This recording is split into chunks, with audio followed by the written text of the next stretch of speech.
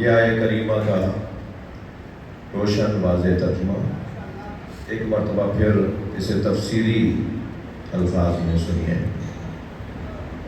وَجَعَلْنَاهُمْ أَئِمَّةً يَهْدُونَ بِأَمْرِنَا، اور ہم نے انہیں امام بنایا ہے۔ اس ہم میں اتنی ہی طاقت ہے جتنی قدرت الہی میں طاقت۔ وَجَعَلْنَاهُمْ، ہم نے قرار دیا ہے انہیں۔ اللہ تحدی کر رہا ہے، چیلنج کر رہا ہے، جلال سے بات کر رہا ہے۔ میرا کام نہیں ہے، ہمارا کام ہے۔ وہ متکلم مال غیر کا صیغہ جب استعمال کرتا ہے جب اسے چیلنج کرنا ہو۔ میں لفظ تو اچھا نہیں ہے، کوشش کرتا ہوں کہ الفاظ ایسے ہی ادا ہوں کہ جو شایع نشان ہو۔ روب اور جلال، البتہ کافروں اور دشمنوں کے لیے لفظ دھمکی اچھا ہے۔ صلوات پڑھ رہا ہوں۔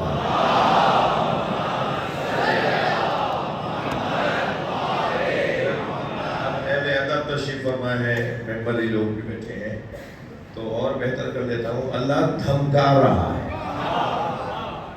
وَجَعَلْنَاهُمْ أَئِمَّةً يَهْدُونَ بِأَمْرِنَا، اور ہم نے انہیں امام بنایا ہے۔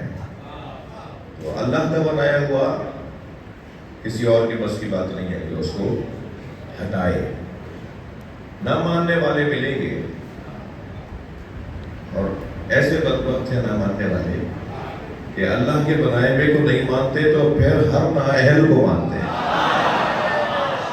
یہی ہوتا ہے، پھر معاشرے میں یہی منظر بنتا ہے۔ اللہ کا سسٹم نہیں مانیں گے، اللہ کا نظام نہیں مانیں گے تو پھر در بدر جانا پڑے گا، پھر در جانا پڑے گا، پھر پریشانیوں اور خواریوں کے علاوہ کچھ اور نہیں ہوگا۔ یہ قاعدہ ہے، قانون ہے۔ وَجَعَلْنَاهُمْ أَئِمَّةً يَهْدُونَ بِأَمْرِنَا، ہم نے انہیں امام بنایا ہے، ہم نے انہیں امام بنایا ہے۔ کام اللہ کا ہے، بنانا کام اللہ کا ہے۔ کام کیا ہے ان کا؟ يَهْدُونَ بِأَمْرِنَا، جو ہمارے امر کی ہدایت کریں گے۔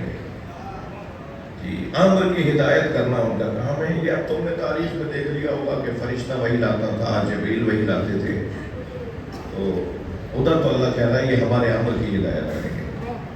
یعنی فرشتہ جو وحی لا رہا ہے، فرشتہ جو حکم لا رہا ہے، اس کا کام ہے، ڈیوٹی ہے، نوکری ہے۔ آپ میں سے بڑی تعداد میں افسران تشریف فرمائے، جب آپ وزٹ پہ جاتے ہیں اپنے اداروں میں تو وہاں جو اس شعبے کا، اس ادارے کا جو افسر ہوتا ہے، اس کا کام ہوتا ہے بریفنگ دینا۔ اس کا یہ مطلب نہیں ہوتا کہ آپ کو پتہ نہیں تھا، آپ کو شاید اس سے زیادہ پتہ ہوتا ہے، بلکہ اکثر اوقات زیادہ پتہ ہوتا ہے۔ یہ چاہتے ہیں اس سے سنیں۔ آپ بتا رہے وہاں کوئی نافہم بھی موجود ہو اور وہ کہے بھائی انہیں تو کچھ پتہ ہی نہیں تھا، وہ بتا رہے تھے، وہ اپنی ڈیوٹی کر رہا تھا، وہ انہیں بتا نہیں رہا تھا، اس کا کام تھا بتانا۔ اس کا یہ مطلب نہیں ہے کہ اسے پتہ نہیں ہے۔ بھائی طالب علم جب استاد کو سبق سناتا ہے تو وہ اس لیے نہیں سنا رہا کہ استاد کو یہ سبق پڑھا رہا ہے، یہ اپنا سبق سنا رہا ہے۔ اب اگر وہاں کوئی نافہم گزر رہا ہو اور وہ دیکھ رہا ہو کہ ایک بچہ ہے جو ایک بڑے کو کچھ بتا رہا ہے، وہ بتا نہیں رہا، سنا رہا ہے، وہ سبق سنا رہا ہے۔ یہی ہمارا عقیدہ ہے۔ جبریل امین پڑھانے نہیں آئے تھے۔ آپ کے توجہات، جبریل امین کا کام پڑھانا نہیں تھا، سنانا تھا، بتانا تھا۔ وہ ڈیوٹی کر رہے تھے، معلم نہیں تھے۔ اگر معلم ہوتے تو معراج پہ وہاں پہنچتے نا جہاں نبی اکیلے گئے۔ صلوات پڑھ لیں محمد و آل محمد۔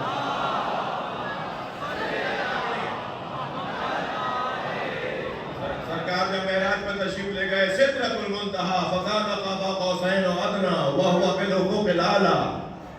ایک مرتبہ دیکھا جو جبریل ہر جگہ ساتھ ساتھ تھا، وہاں پیچھے کھڑے رہ گئے۔ سرکار نے مڑ کر دیکھا، فرمایا جبریل کیا بات ہے، آگے آؤ۔ کہا یا رسول اللہ ھذا موقفی، یہ میری جگہ ہے۔ الذی وضعنی اللہ، جو اللہ نے میرے لیے بنائی۔ اللہ کے بنائے ہوئے کو ماننے والوں کو ہم علیہ السلام بولتے ہیں، جو نظام الہی کو مانتے ہو۔ اور پھر جبریل امی سے سرکار نے فرمایا تو انہوں نے یہ بتا دیا کہ اگر ایک قدم بھی آگے بڑھا تو لہترق تو جل جاؤں گا. وہ جانتے تھے کہ مجھے کہاں جانا ہے اور کہاں نہیں جانا.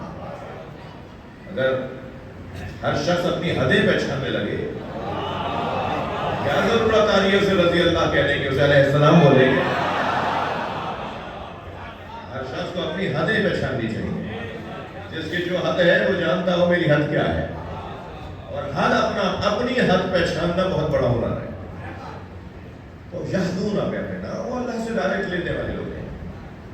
یہ میں نہیں کہہ رہا, امام اعظم ابو حنیفہ میرے سنی بھائیوں کا ایک بڑا نام, جب ان کے شاگرد نے آ کے کہا کہ آپ تو کہتے ہیں ان فلان ان فلان ان فلان ان رسول اللہ, 6 راویوں کا ذکر کر کے آپ رسول اللہ تک حدیث کو لے کے جاتے ہیں, مگر جب جعفر صادق بولتے ہیں وہ بولتے ہیں قال رسول اللہ, بھائی وہ بھی تو رسول اللہ سے 5 راویوں کے بعد آئے ہیں, ان کے درمیان اور رسول اللہ کے درمیان بھی تو 5 راوی ہیں, اور اے امام اعظم ابو حنیفہ آپ کے درمیان بھی 5 راوی ہیں, مگر آپ تو راویوں کا ذکر کر کے کہتے ہیں کہ رسول اللہ نے فرمایا, مگر جعفر صادق تو ڈائریکٹ کہتے ہیں کہ رسول اللہ نے فرمایا. تو امام اعظم نے ناراض ہوتے ہوئے ڈانٹتے ہوئے اسے کہا خبردار آئندہ ان کے بارے میں یہ سوچنا بھی نہیں, وہ جس کے بارے میں تم مجھ سے بات کر رہے ہو نا اسے حق ہے کہ وہ ڈائریکٹ کہہ دے اللہ نے یہ فرمایا. صلوات پڑھنے محمد وآلہ.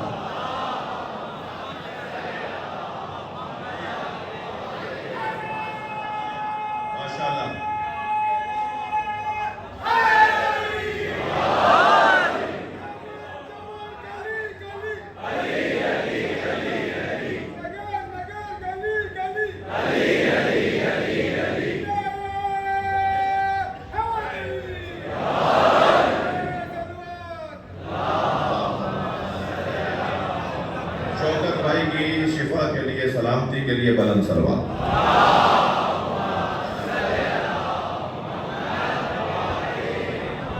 بات تو بہت روشن ہے نا, یہ ڈائریکٹ اللہ سے حکم لینے والے لوگ, اور میں کسی اور سے یہ دلائل تو قرائن ہے نا, دلائل ہے قرائن ہے, مگر تو خود قرآن کہہ رہا ہے نا, اوحینا الیہم فعل الخیرات, اوحینا الیہم فعل الخیرات, اور ہم نے ان پر وحی کی ہے. لفظ وحی ہے بھائی, کیا مطلب بتاؤ کہ وحی کا مطلب کیا ہے, یا مانو کہ مطلب یہ ہے, اور ہم نے ان پر وحی کی ہے فعل الخیرات, ان کا ہر عمل وحی کے مطابق, ہر عمل وحی کے مطابق, ان کا صرف اور صرف خیر پایا جاتا ہے, ان کا ہر عمل خیر کا عمل ہے. حتیٰ وہ اگر کسی سے ناراض بھی ہوتے ہیں تو اس میں بھی دوسروں کے لیے خیر ہے, اور اگر کسی سے راضی ہو جاتے ہیں تو یہ بھی خیر ہے. ان کا کسی کو قریب بٹھانا بھی خیر ہے, اور ان کا قریب سے اٹھا دینا بھی خیر ہے. ان کا کوئی کام خیر سے ہٹ کے نہیں ہے. ہم ویسے بھی خیر والوں سے جڑے ہوئے لوگ ہیں, خیر ہی خیر ہے. اللہم انا لا نعلم منہ الا خیرا. 1000 آدمی نماز جنازہ پڑھ رہا ہو, اور جس کی نماز جنازہ پڑھ رہا ہے اس کے لیے چوتھی تکبیر میں سب مولانا صاحب بھی کہہ رہے ہیں, 1000 آدمی بھی ساتھ ساتھ دوڑ رہا ہے. آپ کو شرعی مسئلہ پتہ ہے کہ نماز جنازہ میں جو اذکار تکبیرات ہیں, تکبیرات کا جو ذکر ہے, وہ سب ساتھ کھڑنے ہونے والوں کو دہرانا ہوتے ہیں. وہ مولانا اکیلے کی ذمہ داری نہیں ہے, انہیں کیونکہ یاد ہوتا ہے, یاد ہونا چاہیے, تو وہ جب پڑھتے ہیں تو پھر ہمیں آسانی ہو جاتی ہے کہ ہم دہرا لیں. ورنہ دہرانا سب کو ہے, یہ نماز جماعت کی طرح نہیں ہے. نماز جماعت میں سورہ الحمد سننی ہے, سننا ہے, سننا ہے, اپنے آپ سے اپنا پڑھنا نہیں ہے, صرف مولانا کی آواز غلط سننا ہے. ایسے ہی دوسرا سورہ پڑھتے ہیں مولانا نماز میں, وہ بھی ہمیں بولنا نہیں ہے, ہمیں سننا ہے. ہاں رکوع سجدے کا ذکر, تشہد کا ذکر ہمیں خود بھی پڑھنا ہے.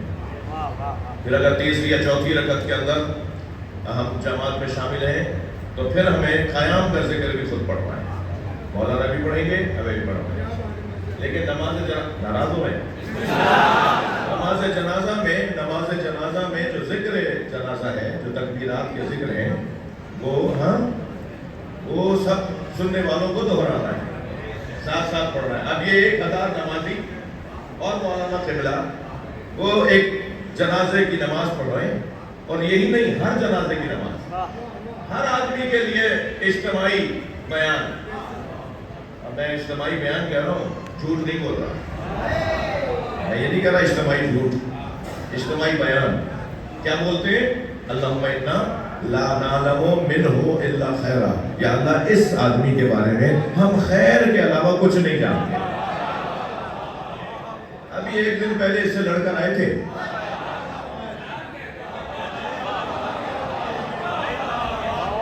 ابھی اس کی ایک دن پہلے برائیاں کر رہے تھے، اور ایک دن بعد سب مل کر ایک ہی بات، یا اللہ ہم اس کے بارے میں خیر کے علاوہ، چوتھی تکبیر ہے یہ، یا اللہ ہم اس کے بارے میں خیر کے علاوہ کچھ اور نہیں جانتے۔ یہ کون سا خیر ہے؟ یہ خیر حب علی، یہ محبت علی وہ خیر ہے، اس کے علاوہ ہم کچھ جاننا ہی نہیں جانتے۔ صلوات پڑھیں محمد و آل محمد۔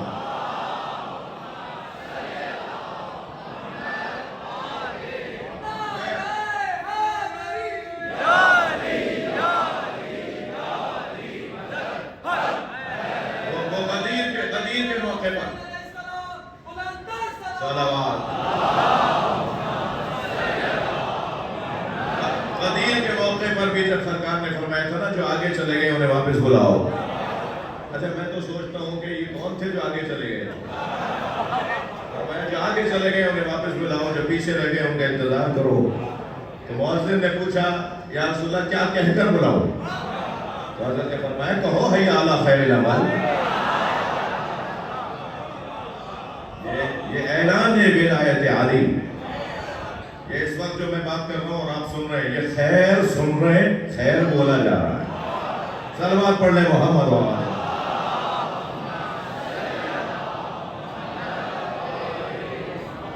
یہ اوحینا و اوحینا الیہم فعل الخیرات و اقام الصلاۃ، اور ہم نے ان پر نیک کاموں کی وحی اور ہم نے انہیں نماز قائم کرنے کی وحی کی ہے کہ نماز قائم کریں۔ نماز قائم کرنا ائمہ کی ذمہ داریوں میں سے ہے، نماز کا قیام ائمہ کی ذمہ داریوں میں سے ہے، اور نماز الصلاۃ قرۃ عینی، میرے مولا علی فرماتے ہیں نماز میری آنکھوں کی ٹھنڈک۔ علی مولا کی نماز نہیں، علی والوں کی نماز علی کی آنکھوں کی ٹھنڈک۔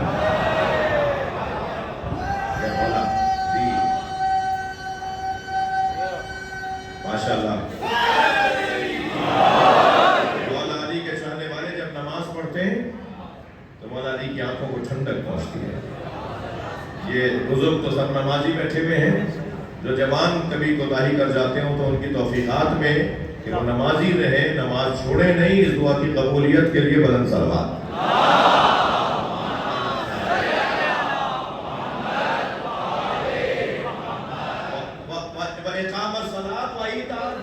اور ہم نے معاشرے سے فقر ختم کرنے کی وحی کی۔ ائمہ کا کام ہے کہ معاشرے سے غربت مٹائیں، معاشرے سے ناداری کا خاتمہ کریں۔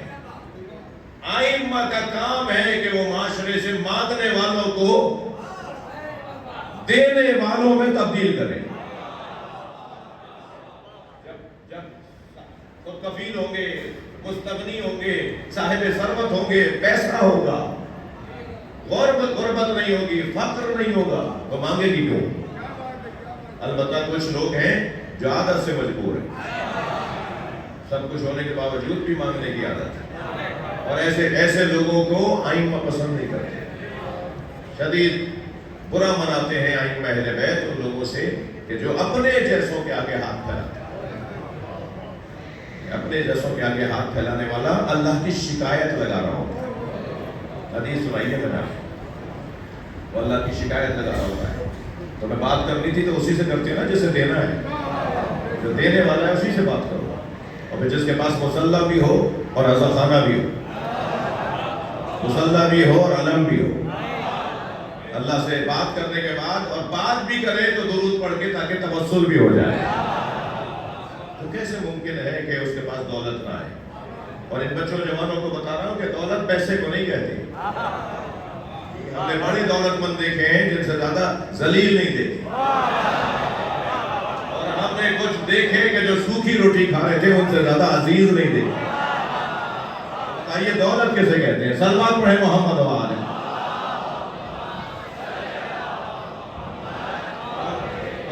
دولت کا مطلب پیسے نہیں ہے. دولت کا مطلب وہ آبرو ہے، وہ عزت ہے، وہ احترام ہے. جو دولت سے حاصل ہو تو پھر دولت ہے. اور اگر وہ دولت انہیں ذلیل کر رہی ہے، خوار کر رہی ہے، تو پھر وہ دولت کہاں ہے؟ یہ ایک لقمہ جو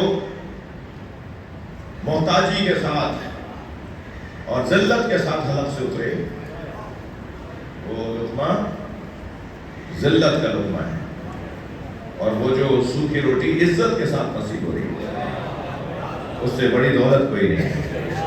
میں اور آپ جس دروازے پہ بیٹھے ہیں نا، اس دروازے کا خاصہ ہی ہے کہ ان کے پاس ہوتا تھا تب بھی دیتے تھے، نہیں ہوتا تھا تب بھی دیتے تھے. بھائی ہوتا تھا تو دینا سمجھ میں آتا، نہیں ہوتا تھا تب کیا دیتے تھے؟ یہ بچہ پوچھ سکتا ہے مولانا پیسے ہوں گے تو دوں گا نا. تو میں اسے جواب دوں گا نہیں، تم دینے والے ہوتے تو پیسہ ہوتا.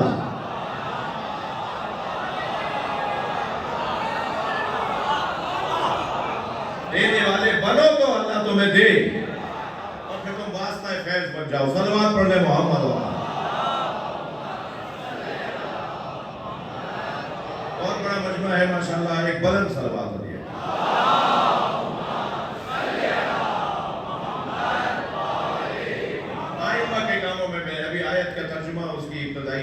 تفسیری نکات کی طرف آپ کی توجہ چاہ رہا ہوں. ائمہ کے کاموں میں سے کام ہے معاشرے سے فقر کا خاتمہ، ناداری کا خاتمہ، فقیر نہ ملے ڈھونڈنے سے.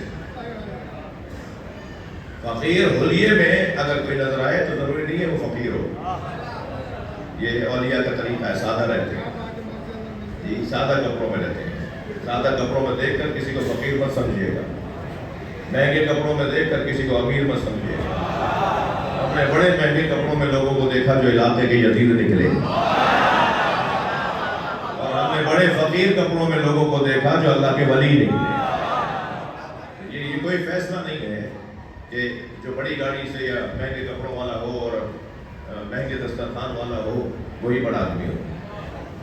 ہم ویسے بھی جس جگہ بیٹھے ہیں یہاں قد بڑھایا جاتا ہے، یہاں قد بڑھایا جاتا ہے. یہاں چھوٹے قد والوں کو بلند قامت عطا کی جاتی ہے. یہاں بیٹھنے والا عظیم ہو جاتا ہے. یہاں بیٹھنے والے کی عینت تبدیل کروائی جاتی ہے، دید تبدیل کروائی جاتی ہے جی. اسے وہ دکھایا جاتا ہے جو ہوتا ہے. ہم تو وہ دیکھ رہے ہیں جو نہیں ہوتا. شراب نظر آیا ہائی وے کے اوپر، قریب گئے کہ پانی تھا، خشکی تھی. یہ تھال گھومتا ہوا نظر آ رہا ہے، یہ تو 3 پر ہیں. ہم گانے کو اگر دائرے میں گھمائیں گے تو ویل نظر آئے گا، جبکہ وہ تو ایک جگہ پر ہے دوسری جگہ پر نہیں ہے. ہم دیکھتے کچھ اور ہیں، ہوتا کچھ اور ہے. لیکن کربلائیوں کو کربلا کامیت ایسی دید عطا کرنا چاہتے ہیں کہ وہ دیکھو جو ہے. ہم اخباروں کی سرخیاں پڑھ کر نظریہ نہیں بناتے، ہم نہج البلاغہ اور صحیفہ سجادیہ پڑھنے والے لوگ، ہم قرآن سے نظریہ بنانے والے لوگ ہیں. صلوات پڑھ لیں محمد و آلہ.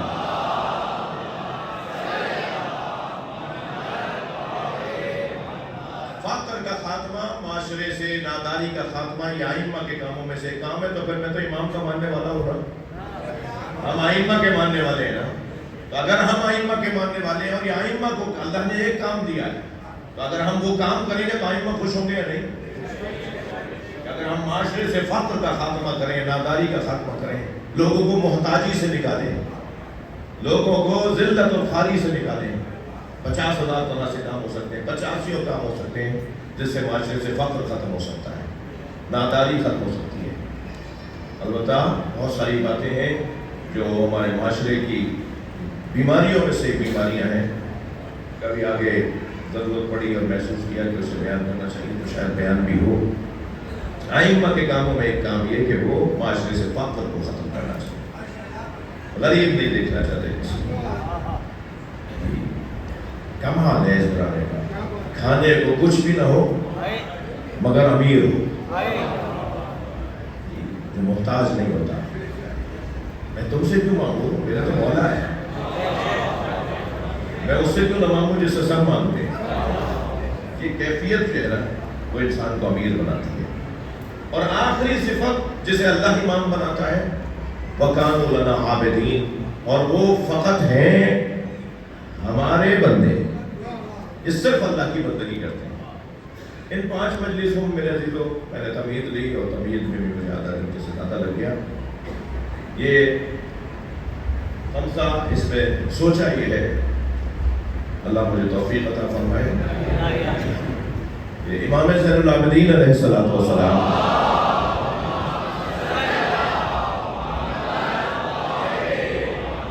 کا جو خطبہ ہے شام کے دربار میں، اس خطبے کی شرح کرنے کی کوشش کرو.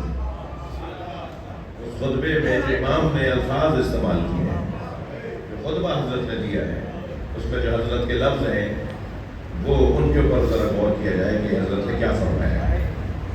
خطبہ یقیناً بہت طویل ہے، اور میں یہ سمجھا ہوں، میں جو محسوس ہوتا ہے کہ یہ 5 مجلسوں میں مکمل ہونے والا نہیں ہے. لیکن جہاں تک باتیں جتنی توفیق ہوئی، اور اگر انہوں نے محسوس کیا کہ نہیں اچھا میں مزاجاً جلدی چلنے اور دوڑنے اور بھاگنے کا مزاج نہیں رکھتا، آرام سے سمجھ کے بات ہو. فضائل میں بھی ایسا ہی ہو، مسائل میں بھی ایسا ہو. یہ جلدی نہیں، سنگین جملے ہوتے ہیں، وزنی کلام ہوتا ہے. اس ایک لفظ کے 10 مطلب نکل رہے ہوتے ہیں، اور مانا کہ 10 کے 10 مطلب بیان کرنا بھی شاید مضمون سے جو ہے وہ اکتاہٹ کا سبب بنے. لیکن جہاں تک ممکن ہے کہ ان 10 میں سے 5 تو وہ نکال لینا جو زیادہ سنگینی کے ساتھ بیان ہوئے ہیں، تو ہمیں استفادہ ہو، معرفت بڑھے، معلومات میں اضافہ ہو. خاص طور پہ کم سے بچے جو جوان جو مجلس میں آئیں گے آ رہے ہیں. حضرت کا جو خطبہ ہے وہ شام کے دربار میں، اور یہ میں نے آیت لی وَكَانُوا لَنَا عَابِدِينَ، اور یہ صرف اور صرف سب کے ساتھ یہ 14 عابد ہیں. یہ امام ہونے کی حیثیت میں 14 عابد ہیں، امام ہونے کی حیثیت میں 12 عابد ہیں.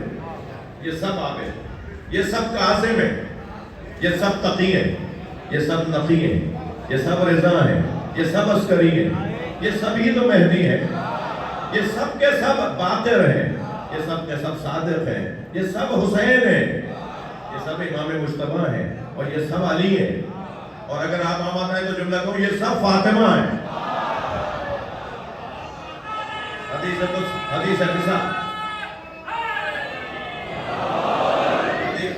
قصہ میں اللہ نے کہا یہ سب فاطمہ ہیں.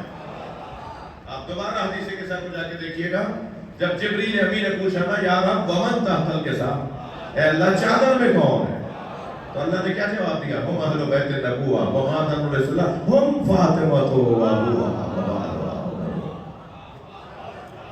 یہ پنجتن سب فاطمہ ہیں.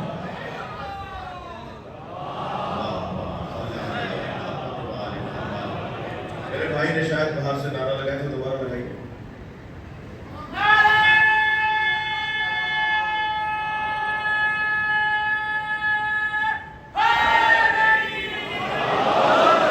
یہ سب کے سب عابد ہیں. وَكَانُوا لَنَا عَابِدِينَ. اور لفظ عابد میرے بچوں جوانوں عبادت کے خاندان کا لفظ ہے، اس میں فاعل ہے عبادت کرنے والا. اور اگر جار و مجرور یعنی یوں کہو کہ ضمیر منفصل اگر مجرور ہو جائے اور مقدم ہو جائے تو پھر علماء تشریف فرمائے ہوئے انحصار کا فائدہ پہنچاتی ہے. کانو فعل ہے، سب کے سب کانو سب کے سب ہیں، یہ ہیں سب کے سب لنا مجھ اللہ کے لیے، میرے لیے عابدین عبادت گزار. یہ صرف اللہ کی عبادت گزار. اور جو صرف اللہ کا عبادت گزار ہو تو میرے تصور میں تو عابد کا لفظ عبادت کا لفظ جب آئے گا تو میرے تصور میں تو مخصوص عبادت ہے جسے ہم نماز کہتے ہیں. فجر کی 2 رکعت ہے، ظہر عصر کی 4 رکعتیں، مغرب کی 3 کی 4، یہی 17 رکعتیں نمازیں. کبھی بڑا عبادت گزار ہے، وقت پہ نماز پڑھتا ہے، نماز کیفی عرصے سے قضا نہیں، اور نماز شب بھی پڑھتا ہے، بڑا عبادت گزار ہے. اور عبادت، نماز کی عبادت میں وہ اتنا حسین اپنے آپ کو پیش کرتا ہے، مگر رشوت بھی کھاتا ہے، نامحرموں کو بھی گھور کے دیکھتا ہے، جھوٹ بھی بولتا ہے، غیبت بھی کرتا ہے، تو اور 50 بیماریاں، اور سب سے بڑی بیماری حکمرانوں کا چاپلوس بھی ہے۔ میں بہت زیادہ جلا بھنا ہوں اس وقت اپنے ملک کے حالات کو دیکھتے ہوئے۔ ہمارے درمیان کچھ تعداد بڑھتی جا رہی ہے چائے کی پیالیوں پر ایمان بیچنے والوں۔ سلمان پڑھ لیں محمد و آل محمد۔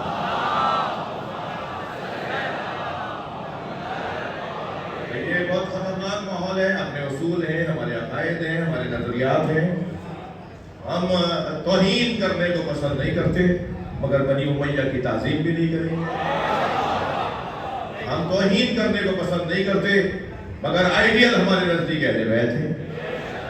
ہم کسی کی بے ادبی کرنے کو پسند نہیں کرتے، مگر فدق کا قصہ ضرور سنائیں گے۔ اپنے اصولوں پہ توہین ہو رہی ہے، کہنا تو ہے نا توہین ہو رہی ہے۔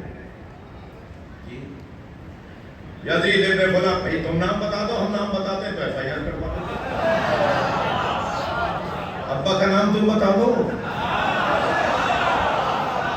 ہم نے اگر نامعلوم بول دیا پھر کہو گے توہین ہے۔ ہمارے عقائد ہیں، ہمارے نظریات ہیں، ہمارا طریقہ ہے۔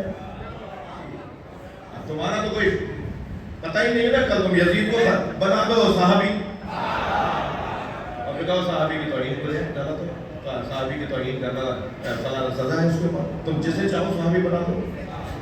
ہماری مشکل آسان کر دی ایک مفتی صاحب نے کہ سرکار کی ان 2 زوجاؤں میں سے کسی ایک نے زہر دیا تھا۔ مفتی صاحب تو نام بھی بتا رہے ہیں۔ بھائی ہمیں تو امن ایوارڈ دو کہ ہم اہل بیت کے قاتلوں کے نام نہیں بتاتے، ہمیں امن ایوارڈ دو، ہم اہل بیت کے قاتلوں کے نام نہیں بتاتے۔ اور پھر تم بتاؤ تو صحیح کہ تم نبی سے سچے ہو یا ازواج سے اور صحابہ سے؟ نبی بتا رہے ہو صاف صاف کہ نبی کو ان دونوں زوجاؤں میں سے یا یہ تھی یا یہ تھی، ان میں سے کسی ایک نے زہر دیا تھا۔ زہر تو دیا تھا اور ان میں سے کسی نے دیا تھا، اب یہ طے کرنا ہے انہوں نے دیا، اتنے آرام سے بتا رہے ہو۔ تم نبی کو زہر دینے والے کو رضی اللہ تعالی عنہن بھی کہتے ہو۔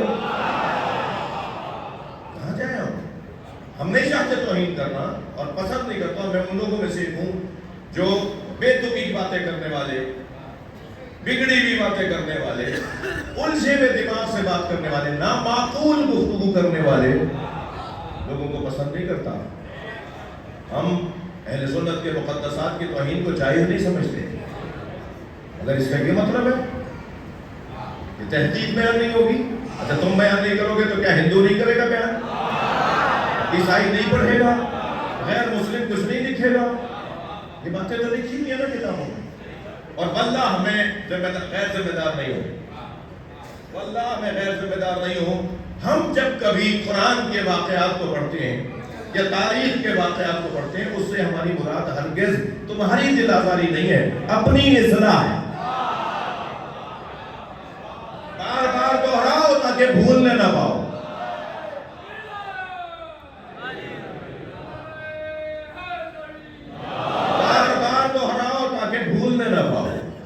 بھائی ہم سب کی ضرورت ہے نا کہ ہمارے اندر کچھ کمزوریاں نہ آنے پائیں۔ تھوڑی گردن ہلاؤ، بات جاری ہے، بزدلی کمزوری ہے یا نہیں؟ تو بتاؤ نا، شجاعوں کے قصے۔ جب آپ شجاعت کے قصے سنائیں گے تو بزدلی ختم ہو جائے گی۔ ایسا ہی ہے نہیں؟ کنجوسی بری بات ہے یا نہیں؟ تو بتائیں نا سخیوں کے قصے۔ یہ ہماری ضرورت ہے۔ ہم روزانہ نسیان کا شکار ہو رہے ہیں، ہمیں روزانہ روحانی اور مانوی وائرس اور بیکٹیریا لگ رہا ہے۔ کیا کریں؟ اینٹی بیکٹیریا کہاں سے لائیں؟ یہ مجلس اعضاء اینٹی بیکٹیریا ہے، روحانی اعتبار سے بیکٹیریا ختم کرنے کی جگہ۔ تو ہمارا مطلب یہی ہوتا ہے اور کوئی مطلب نہیں ہے۔ ہمیں تو نام بھی یاد نہیں آتے، اس لیے کہ نام تو اسے یاد رہے نا جو غور کرے۔ ہمارا مزاج کچھ اور ہے. خدا کے واسطے ہمیں سمجھو. اور یہ 1%, 2% جو اس ملک کے اندر رہتے ہیں ان لوگوں کو قابو میں لاؤ. تمہارا کام ہے. یہ لوگ کہتے ہیں نبی کی رحلت کے بعد 5, 40, 100 سے زیادہ صحابہ کرام اور شخصیات نہیں رہی. اور سیاست کے اندر روایت ہے کہ حوض کوثر میں سرکار کے پاس جب پہنچیں گے تو حضرت فرمائیں گے میرے بعد مرتد ہو گئے تھے. بھائی اتنی بڑی لاکھوں کی تعداد ہو گئی تھی سرکار کے زمانے میں, اس بار چند ہی لوگ رہ گئے تھے. میں نے کہا ہم سے کیوں الجھ رہے ہو؟ آئے مباہلہ میں جا کے جواب دو, 5 کو ہی کیوں لے کے گئے؟ یہ 9 ہجری کا واقعہ ہے. کیا 9 ہجری میں 100 لوگ بھی نہیں تھے؟ یہ مباہلہ کا واقعہ 9 ہجری کا واقعہ ہے. کیا 9 ہجری تک 100 لوگ بھی نہیں تھے جو اتنے سچے ہوں کہ وہ جھوٹوں پہ لعنت کریں؟ یہ تو قرآن ہے نا. صلوات پڑھنے محمد وآلہ.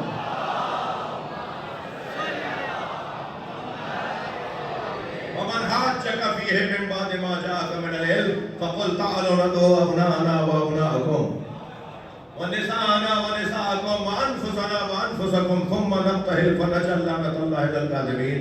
سب نے لکھا ہے کہ نبی پنجتن کو لے کے گئے. یہ پہلی ہجری کا واقعہ نہیں ہے, یہ پہلی بعثت کا واقعہ نہیں ہے. ابھی تو تحریک شروع ہوئی تھی, تربیت کا کام شروع ہوا تھا. ظاہر ہے کچھ سالوں کے بعد تعداد بڑھ جائے گی. یہ 1.5 سال کے بعد سرکار کی رحلت ہوگی. یہ 9 ہجری کا واقعہ ہے. 1.5 سال سے بھی کم کی مدت ہے جب یہ سرکار اس دنیا سے پردہ فرما جائیں گے. اس وقت میں پنجتن کو لے جانا ہے, بس 5. اتنی بڑی امت میں بس 5. ہم سے کیوں پوچھ رہے ہو کہ ہم صرف 5 کو ہی مانتے ہیں؟ 9 ہجری کا واقعہ ہے. صلوات پڑھنے محمد وآلہ.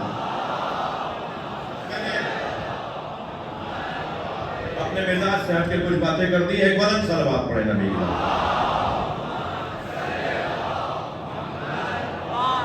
اور بلند صلوات پڑھ دے.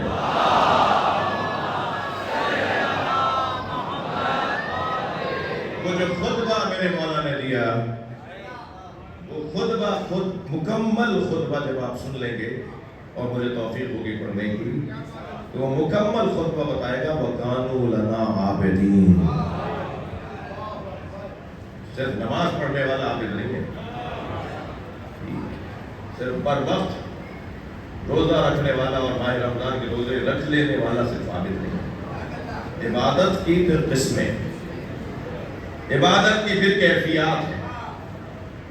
عبادت جس کے عامل کو عابد کہتے ہیں اور عبد کہتے ہیں مصدر کے اعتبار سے دیکھیں. یہ جو عبد ہے اس کی کم سے کم 2 قسمیں. اکتا تو نہیں رہے, اس کی کم سے کم 2 قسمیں. ایک عبد مطلق اور ایک عبد مقید. ایک عبد محض, ایک عبد مشروط. ایک مطلقاً ہر حال میں عبدیت ہے. سو بھی رہا ہو تو اللہ کی بندگی میں, جاگ بھی رہا ہو تو اللہ کی بندگی میں, کسی سے مل رہا ہے تب بھی اللہ کی بندگی, کسی سے نہیں مل رہا تب بھی اللہ کی بندگی. عبد مطلق. اور ایک عبد مشروط ہے, عبد مقید ہے, عبد موقت ہے. یہ دوسری قسم ہے. نام مختلف فقہی کتابوں میں اور کلامی کتابوں میں مختلف نام, تعبیرات مختلف ہیں, مگر 2 ہی قسمیں اس طرح سے بیان ہوئی ہیں. وہ عبد مطلق جو ہر حال میں عبد ہیں, وہ بہت ڈھونڈنے سے ملتے ہیں. بلکہ اس پوری کائنات میں شاید لاکھوں اللہ کے بندگان میں, بندوں میں وہ عبد مطلق چند ہی لوگ نکلتے ہیں. اور وہ جو چند لوگ نکلتے ہیں نا, وہی تو خوشبو ہوتی ہے جو پورے ماحول کو معطر رکھتی ہے. لاکھوں میں ایک ہوتے ہیں, بعض کے بعض اوقات کروڑوں میں ایک ہوتے ہیں, اور ان کی وجہ سے دنیا سانس لے رہی ہوتی ہے, اور ان کی وجہ سے زمین پہ امن ہوتا ہے, اور ان کی وجہ سے لوگوں کی دعائیں پوری ہو رہی ہوتی ہیں, اور اللہ عذاب نازل کرتے کرتے انہیں دیکھ کر ٹال دیتا ہے. یہ کتنے ہی واقعات ہیں. یہ اولیاء الہی کے جو مزارات ہیں ہمارے نزدیک, یہ قبروں میں آرام کر رہے ہیں, یہ ہماری باتوں کو سنتے ہیں, یہ ہمارے سلام کا جواب دیتے ہیں. وہ اور بات ہے کہ میرے کان میں صلاحیت نہیں ہے کہ میں ان کی آواز سنوں. تو میرا نہ سننا دلیل نہیں ہے کہ وہ بول نہیں رہے، وہ بول رہے ہیں، میں سن نہیں رہا۔ یہ اولیاء الہی کی جو قبریں ہیں، مزارات ہیں، خاص طور پہ ائمہ، انبیاء، ائمہ، خود سرکار کی ذات، مولا علی کا مقام، یہ کربلا میں امام حسین کہا نا سرکار نے جب فترس نے بالوں پر پا لیے، امام حسین کے جھولے سے مس ہو گئے، اور سرکار سے آ کر کہا یا رسول اللہ مجھے حکم فرمائیں کہ اب قیامت تک دنیا کے کونے سے بھی اگر کسی کونے سے بھی اگر کوئی حسین کو سلام کرے تو فترس تمہارا کام ہے کربلا پہنچاؤ۔ یہ جو آپ اور میں نماز کے بعد اور مجلس کے بعد السلام علیکم یا ابا عبداللہ کہتے ہیں، یہ جو امام حسین کو سلام کہتے ہیں، یہ فترس ڈیوٹی پر مامور ہے۔ فترس مامور ہے کہ وہ آواز و سلام کربلا امام حسین کی بارگاہ میں پہنچائے، اور مجھے اور آپ کو تو ائمہ حکم دیں کہ سلام کرنا مستحب اور جواب دینا واجب۔ ہمیں ائمہ یہ حکم دیں کہ سلام کرنا مستحب اور جواب دینا واجب، اور خود جب ہم انہیں سلام کریں تو وہ جواب نہ دیں،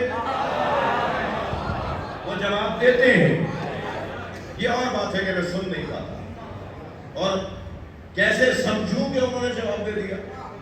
بھائی دقت کیا چاہیے، میں کیسے سمجھوں کہ انہوں نے جواب دے دیا؟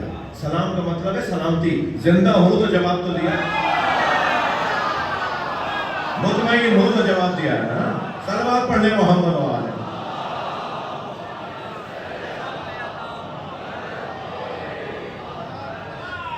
وَكَانُوا لَنَا عَابِدِينَ، اور وہ صرف اور صرف ہمارے بندے ہیں۔ اجازت دے کہ خطبے کا آغاز اور اس کے کلمات کے اوپر کل سے غور کریں۔ شام کا دربار ہے، ماحول بہت زیادہ غمزدہ ہے۔ وہ امام جو نازنین بدن کا حامل ہے، نرم نرم ہاتھ پیر، بلا تشبیہ پھول کی طرح بدن ہے، اس لیے کہ دنیا کا کوئی پھول گلے زہرا سے کہاں مشابہ ہو سکتا ہے۔ ایسا نرم بدن، نازک اندام، روئی بلا تشبیہ، نرم روئی کے گالوں سے زیادہ نرم بلا تشبیہ۔ ہمارے پاس لفظ نہیں ہے نا، ہمارے پاس مثالیں نہیں ہیں، تو ہم مجبور ہوتے ہیں کہ مثالوں کے ذریعے سے بات کو سمجھیں۔ اللہ کا کام بھی تو اللہ کا ہے نا، ہر ایک سے اس کے مزاج کے مطابق امتحان لیتا ہے۔ حضرت امام حسین کو پیاس بہت لگتی تھی، کربلا میں سب سے زیادہ پیاسے بھی حسین، یہ امام حسین کا پانی کے ذریعے اللہ نے امتحان لیا۔ میرے دادو صاحب ایک عزادار نے ابھی مجھ سے چند سوالات کیے، وہ مسائل کے بیان میں ان کے جوابات میں دے رہا ہوں۔ حضرت عباس قوی ہیکل، بابا علی کی شجاعت کا نمائندہ، بنی ہاشم میں 3 شخصیتیں تھیں جن کے قد بڑے دراز تھے، دور سے مجمع میں علیحدہ نظر آتے تھے۔ ان میں ایک حضرت ہاشم، ایک حضرت ابو طالب اور ایک حضرت عباس، ہزاروں کے مجمع میں دور سے جو نظر آئے حضرت عباس۔ 11 سال کے سن میں مولا علی کا لباس پورا آتا تھا، مولا علی کی زرہ جو مولا استعمال نہیں کرتے تھے وہ مولا عباس کے پوری آ جاتی تھی۔ 11 سال کے سن میں 60 سال والے علی کا لباس مولا عباس کو پورا، گھوڑے پہ بیٹھتے تھے، لگتے تھے جلالی آ رہے ہیں۔ جس نے بازوں کی طاقت کو جمع کر رکھا تھا کربلا میں نکال لیا۔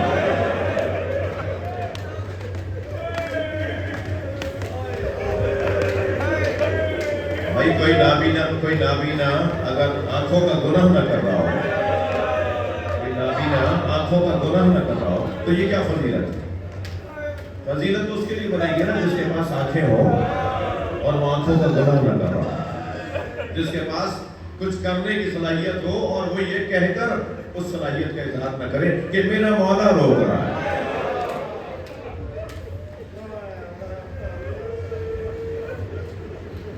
یہ جو اطاعت اور تسلیم، فرما برداری اور اطاعت محض کا جلوہ ہے نا، اسے حضرت عباس کہتے ہیں.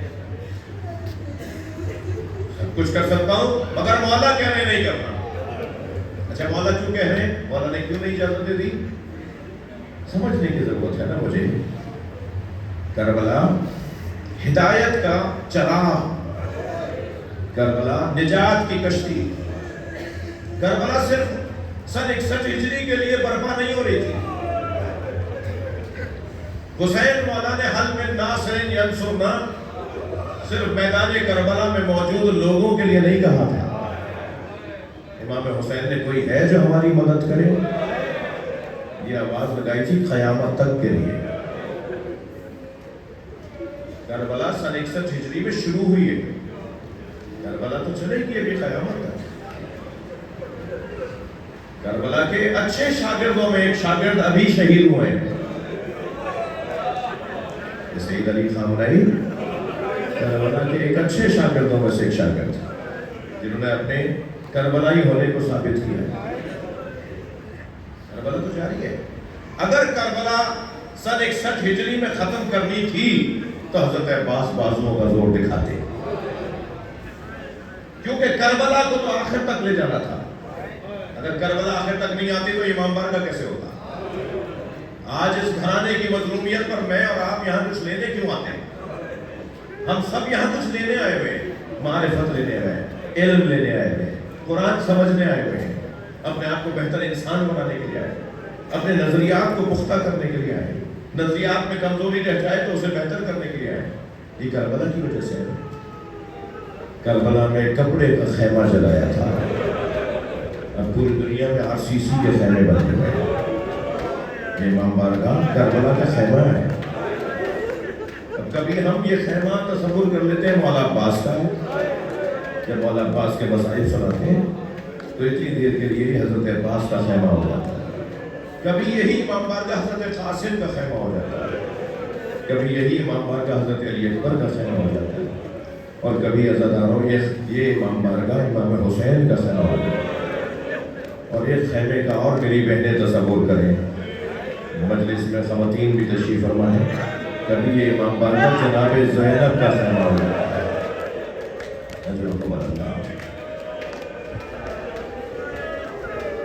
ایک سبب حضرت عباس نے جو زور بازو نہیں استعمال کیا اور حضرت امام حسین نے جو زور بازو استعمال نہیں کرنے دیا تاکہ عباس کی اہمیت اور حیثیت اور کیفیت اور مقام اور منزلت روشن ہو جائے. اللہ ایک لمحے میں ولی بنا دیتا ہے اگر میں اپنے نفس کشی کروں.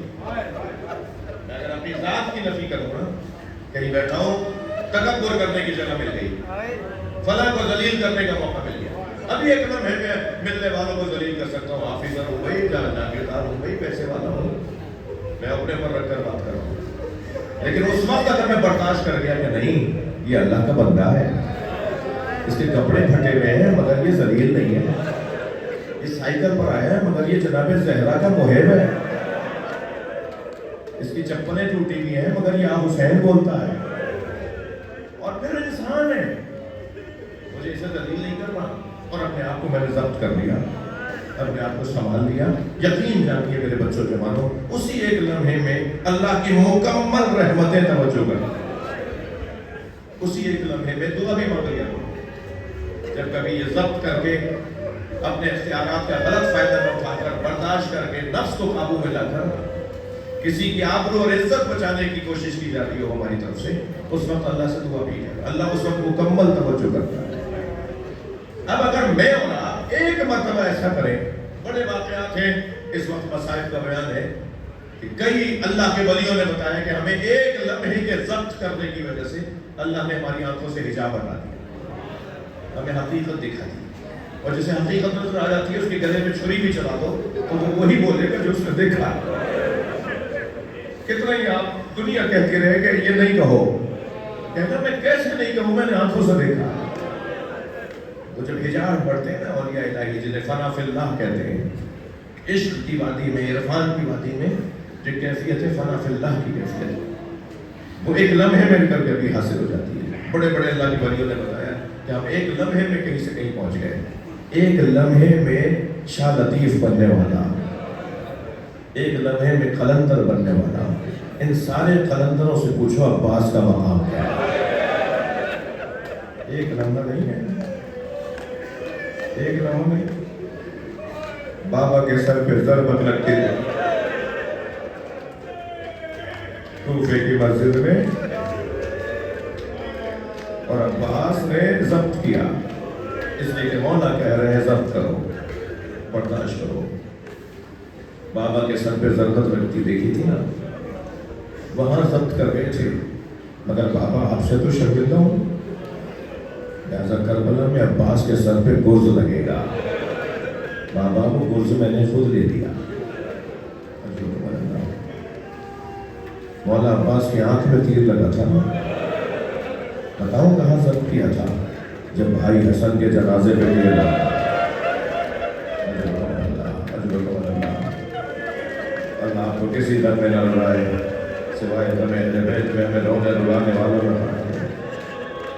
جب مولا عباس نے دیکھا اور تلوار کھینچی اس وقت میں، ابھی 2 دن پہلے 3 دن پہلے امام حسن کی شہادت کی تاریخ گزری ہے، امام نے فرمایا تھا مجھے نانا کے برابر میں دفنا دینا، مجھے نانا کے قریب دفنا دینا، مگر اس سے پہلے ماں کی قبر پہ لے جانا، میں اماں سے پہلے رخصت لوں گا اور پھر میں نانا کے پاس جاؤں گا۔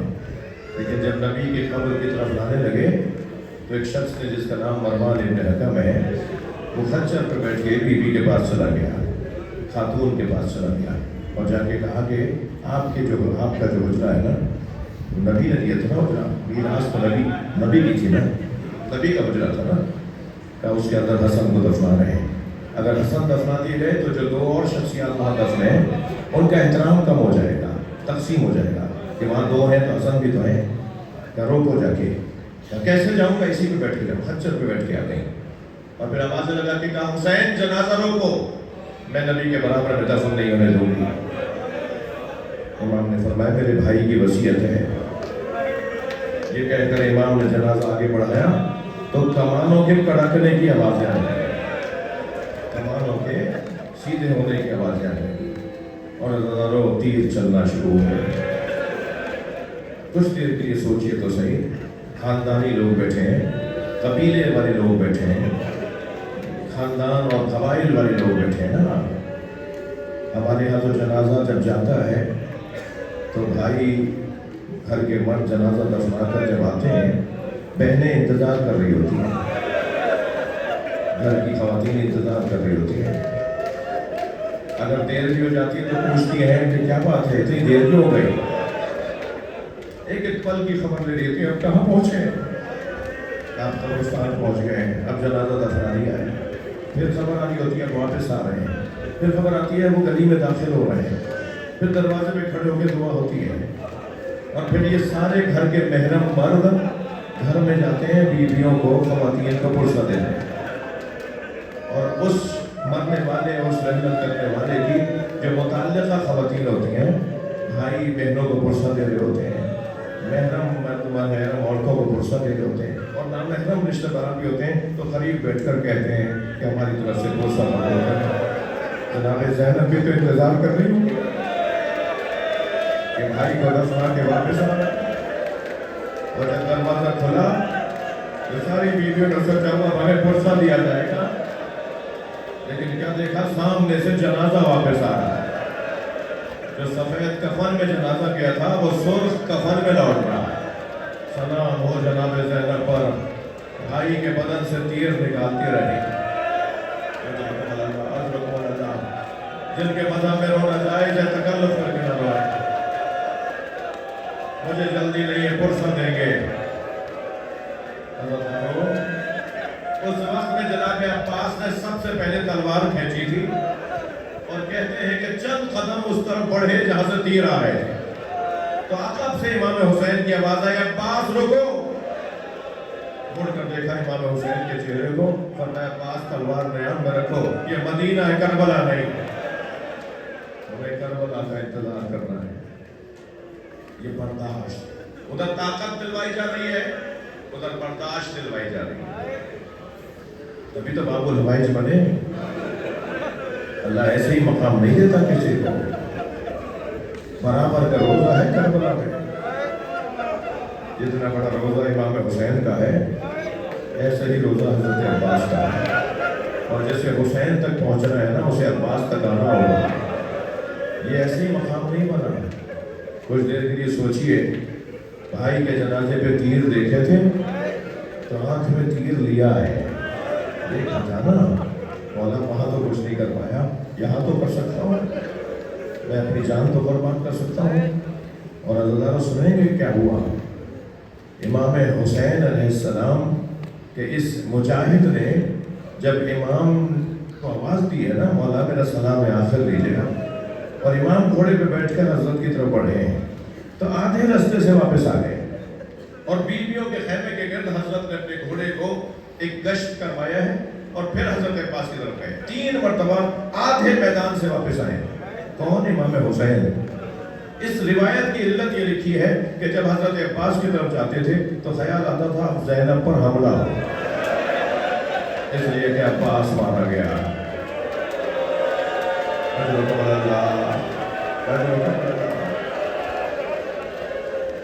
بیویوں کے قریب آتے تھے، دشمن کو بتاتے تھے حسین شیطانیوں کے قریب ہے، پھر خیال آتا تھا میرا بھائی مجھے بلا رہا، تو اس طرف جاتے تھے جہاں حضرت عباس گرے تھے، اور بالآخر پہنچے ہیں حضرت عباس کے بدن مبارک پر۔ آپ نے گریہ کر دیا، اللہ رہو، آنسو آپ کی آنکھوں میں آنسو آ گئے، بس 2 جملے اور آپ کے سامنے رکھوں گا۔ مولا سے فرمایا مولا میرا لاشا خیمے نہ لے جائے، شاید اس وجہ سے فرمایا ہوگا جس کی کمر ٹوٹ گئی ہو وہ لاشا کیا ہو، اور شاید اس وجہ سے فرمایا ہو کہ اگر میرے لاشے پہ سکینہ خالی گوزہ لے کے آئے، اللہ نے کہا چچا پانی، میں ان بچوں کو کیا پانی دوں گا، کیسے پانی دوں گا؟ یہ تو مشیت کا حکم ہے، اللہ کا حکم ہے، یہ میری تقدیر ہے، یہ میری ذمہ داری ہے کہ میں اپنی جان دے دوں اپنے مولا کے اوپر اور پیاسا ہی چلا جاؤں۔ فرمایا مولا میرا لاشا خیمے نہ لے جائیے گا۔ امام نے پیشانی کا غسل دیا، فرمایا عباس اب ہماری بھی خواہش پوری کرو۔ مولا حکم فرمائے، ساری زندگی مولا کہا ہے، ساری زندگی آقا کہا ہے، ایک دفعہ بھائی کہہ دو، بزرگ علماء نے یہ مسائل پڑھے، بعض متقی علماء سے میں نے مسائل سنے، ایک مرتبہ بھائی کہہ دو، حضرت عباس نے ایک مرتبہ آواز دے کر کہا السلام علیکہ یا اخی حسین، میرے بھائی حسین آپ پر سلام ہو، بس یہ کہنا تھا کہ ایک مرتبہ روح پرواز کرے۔ مولا حسین نے حضرت عباس کا لاشا اپنی گود میں لیا ہوا تھا، کچھ دیر تک روتے رہے، کبھی سوچتے ہیں لاشا اٹھائیں، پھر خیال آتا ہے عباس کی وصیت ہے، لاشا وہیں چھوڑ دیا، علم لے کر چلے ہیں۔ چھوٹے چھوٹے بچوں والے لوگ بیٹھے ہیں نا، بچوں سے اگر کوئی گھر کا بڑا کہہ کے جائے میں تمہارے لیے چیز لینے جا رہا ہوں، وہ بے چین رہتا ہے کب آئیں گے، کہاں رہ گئے، اور جیسے ہی سامنے سے علم آتا ہوا دیکھا تو جناب سکینہ نے 35 بچے تھے کربلا میں، جناب سکینہ نے بچوں کو آواز دی آؤ میرا چچا آ رہا ہے، آؤ پانی آ رہا ہے، وہ دیکھو علم آ رہا ہے، وہ دیکھو پانی آ رہا ہے، حضرت اللہ۔ لیکن جب سامنے امام حسین کو آتے دیکھا خالی علم آ رہا ہے اور بابا اکیلے آ رہے ہیں، تو دوڑتی بھی گئی، لپٹ کے کہا ہے نا امی عباس، بابا میرے چچا کہاں رہ گئے؟ فرمایا سکینہ انتظار نہ کرو، عباس اب آنے والے ہیں۔ ہو گئی مجلس عزادارو، کہاں کہاں اس عباس کا احساس کیا ہے، کہاں کہاں یاد آئے ہیں حضرت عباس۔ اس کی 2 مثالیں مجھ سے لے لیں۔ ایک تو اس وقت جب جناب زینب کو اونٹ پہ بٹھایا جا رہا، تھکے نہیں، اللہ آپ کو مجھے بیان کرنے اور آپ کو سننے کی توفیق، کس جتن سے جناب زینب نے ساری بیویوں کو بٹھایا ہے۔ اکیلی زینب بٹھاتی رہی، بھابھی بیٹھی ہے، بہنوں میں کلثوم ایسے بیٹھی ہے، سہارا دے دے کے بہنوں کو، بیویوں کو، بھابھیوں کو بٹھاتی رہی۔ भतीजियों को बिठाती रही, भांजियों को बिठाती रही, खुद अपनी एक बेटी को बिठाया। जब सबको बिठा दिया, अब ज़ैनब को कौन बिठाए? किस मुसीबत से बैठी है जनाब ज़ैनब ऊपर, मैं कैसे बयान करूं कि मख्तल में क्या कुछ लिखा है। जनाब ज़ैनब को एक शख्स ने हाथ उठाया, बीवी को एक शख्स ने हाथ उठाया कि जल्दी बैठो। इस मुसीबत से बैठी अली की बेटी, और जब ऊँट खड़ा हुआ है तो देखा ज़ैनुल आबिदीन की रूह परवाज़ कर रही है। इमाम सज्जाद बाबा हुसैन के लाशे पर, बाबा के लाशे को देख रहे, लाशे का हाल ऐसा था इमाम से बर्दाश्त नहीं हो रहा था, लग रहा था अभी रूह निकल जाएगी। तो जनाब ज़ैनब ने सोचा कि अगर मैंने देर हो गई तो कहीं ज़ैनुल आबिदीन की रूह परवाज़ न कर जाए। तो बीबी ने ऊँट के बिठाने का इंतजार किया, खड़े ऊँट से खुद को गिरा दिया।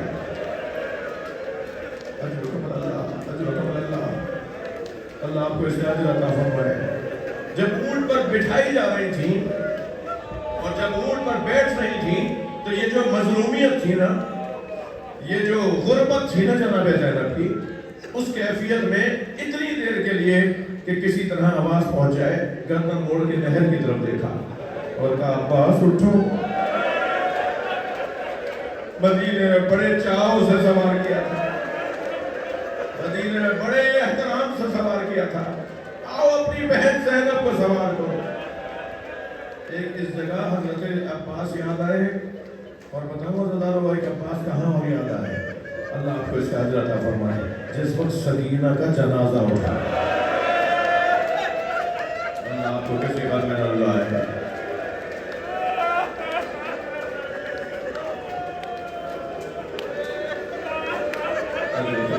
मुझे जल्दी नहीं है,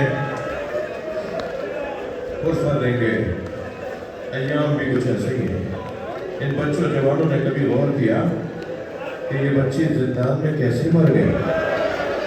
क्या हुआ इस बच्चे के साथ? ये जो शहीद हो गई,